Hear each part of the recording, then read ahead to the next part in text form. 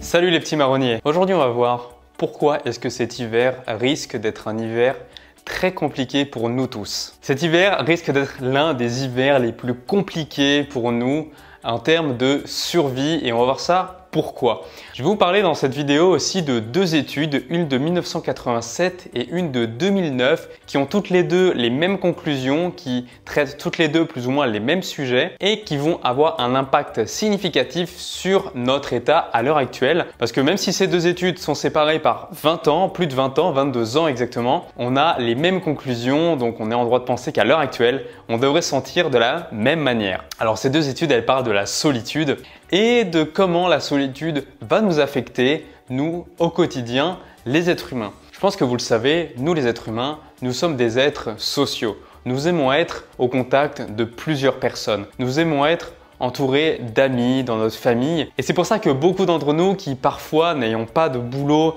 se retrouvent au chômage technique, au chômage économique, peut-être pendant la crise du coronavirus, c'est ce qui vous est arrivé. Vous êtes resté à la maison pendant un petit temps. Et c'est pour ça que vous êtes content de retourner au travail, même si le travail en soi, c'est pas forcément quelque chose que vous avez envie de faire. Parce qu'au travail, vous retrouvez vos petites habitudes. Au travail, vous allez retrouver votre collègue. Au travail, vous allez retrouver la machine à café. Vous allez retrouver ces petites habitudes comme ça qui, mine de rien, mis bout à bout au quotidien, vous permettent d'avoir un sentiment d'appartenance à une communauté et vous permettent de vous sentir bien parce que vous êtes avec des gens. Vous êtes dans une communauté, vous avez des interactions. Alors les deux études de 1987 et de 2009, elles nous parlent des personnes âgées qui sont dans les maisons de retraite ou des personnes au-delà de 55 ans qui ont une activité physique réduite, qui à l'époque peut-être travaillaient moins et qui du coup sont seuls. Alors ces deux études parlent de l'isolation sociale, de la solitude et de l'effet de la solitude sur notre santé, notre bien-être. Au cumul de ces deux études, c'est plus de 5000 personnes qui ont été étudiées et la majorité d'entre elles d'ailleurs, même plus de 60% d'entre elles,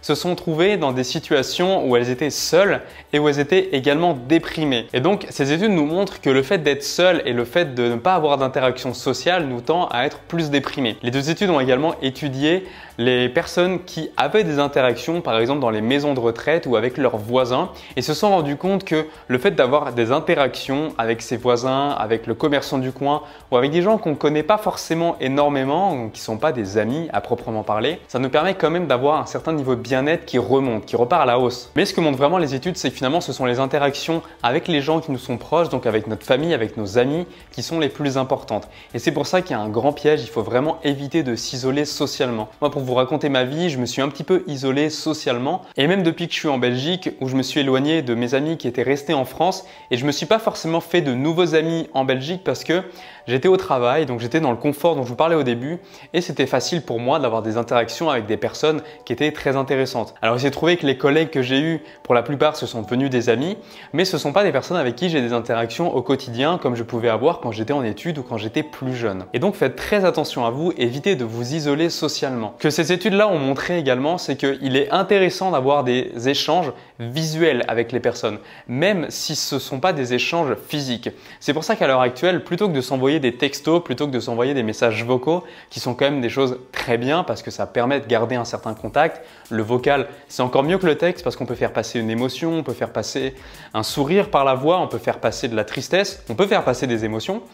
Donc c'est bien et puis on entend la voix de l'autre personne, mais le visuel reste encore quelque chose de mieux. Donc n'hésitez pas à envoyer des photos, voire même envoyer des vidéos et si vous pouvez, essayez de programmer des Skype. Peut-être avec les grands-parents c'est un petit peu plus compliqué, mais essayez de vous programmer des conférences visuelles avec vos amis de temps en temps en one-to-one, donc avec une seule personne ou en groupe, ça va vous faire un grand bien. Et si vous manquez encore d'interaction, si pour vous c'est compliqué de trouver du temps pour voir tous vos amis, quelque chose de vraiment très bien à faire, c'est d'essayer de parler avec les gens qui sont autour de soi. Donc on a tous des voisins. Pourquoi pas profiter de ce moment pour inviter ses voisins à venir boire un petit café chez soi, toujours en gardant la distanciation sociale évidemment, donc physique plutôt, parce que finalement le mot social à ce moment-là, il n'est pas forcément très judicieux je trouve, parce qu'on a tendance à s'éloigner. Et donc pour revenir sur le sujet de la vidéo, pourquoi est-ce que cet hiver serait un des hivers les plus compliqués pour nous? Tout simplement parce que, peut-être que vous l'avez remarqué, mais à l'heure actuelle, le temps est pourri. Je sais pas pour vous, mais nous ici en Belgique, le temps est pourri. Il pleut, il fait vraiment pas beau, on a les températures qui chutent et pire que tout, mais alors pire que tout, on a la nuit qui tombe très tôt. À partir de 19h, 19h30, il commence à faire nuit, alors qu'il y a encore 2-3 mois, on pouvait aller jusqu'à 22h, 22h30. Donc on a un gap de 2 à 3 heures de soleil en moins. Et quand il pleut, quand le soleil est gris toute la journée, on a l'impression qu'il fait toujours nuit en fait. On a l'impression que le soleil se lève jamais. Il y a d'autres études qui montrent que le fait de se retrouver dans un environnement qui n'est pas propice au fait de se sentir bien, à savoir quand il pleut, quand il fait pas beau, etc. Donc quand il pourrait faire meilleur évidemment, c'est un climat qui va nous tendre vers la dépression. On a tous cette petite déprime de changement de saison, cette déprime d'automne, voire encore pire, la fameuse déprime d'hiver, quand là le soleil est vraiment très rare, quand il se fait manquer. Et quand on n'a pas beaucoup de jours, qu'il fait très froid, du coup on reste à l'intérieur, on ne voit pas beaucoup de gens parce que souvent on va rester confiné chez soi. Et donc je pense que cet hiver risque d'être un des hivers les plus compliqués pour nous parce qu'on va certainement rester beaucoup à l'intérieur, on va très certainement voir très peu de personnes parce qu'on va devoir garder ses distances sociales, on va devoir garder les distances avec les autres personnes pour éviter de se contaminer les uns les autres. Et en plus, en hiver, c'est censé être là où les virus se propagent le plus.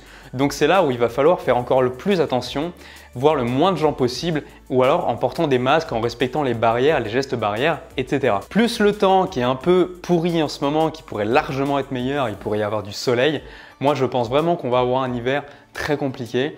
Et pour ça, je vous invite à trouver une occupation chez vous. Ça peut être jouer d'un instrument de musique, ça peut être vous mettre à la méditation, ça peut être vous lancer sur YouTube, ça peut être vous lancer des défis. Comme moi, là, je me suis lancé un défi 30 jours, 30 vidéos. Demain, ce sera la dernière vidéo de ce défi.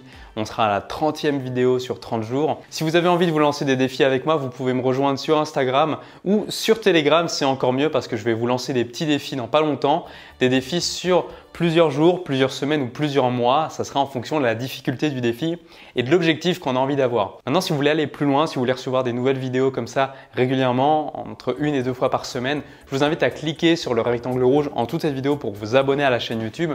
Ne manquez aucune des prochaines vidéos en activant la petite cloche, comme ça vous recevrez une notification. Après, si vous n'êtes pas du genre notification, il n'y a aucun problème. Pensez à aller voir dans votre liste d'abonnements toutes les vidéos que vous auriez pu rater, des chaînes auxquelles vous êtes abonné tout simplement. Voilà, moi je crois que je vous ai tout dit. Je vous souhaite de passer une excellente journée. Voilà, pensez à manger et vivre en conscience, c'est le plus important. On se dit à la prochaine les amis. On se dit à demain pour cette dernière vidéo du défi 30 jours, 30 vidéos. Ensuite, on repartira très certainement sur un rythme de 1 à 2 vidéos par semaine. Voilà, je vous souhaite de passer une excellente journée. Je crois que je l'ai déjà dit plusieurs fois. Allez, salut tout le monde et surtout, n'oubliez pas de prendre soin de vous.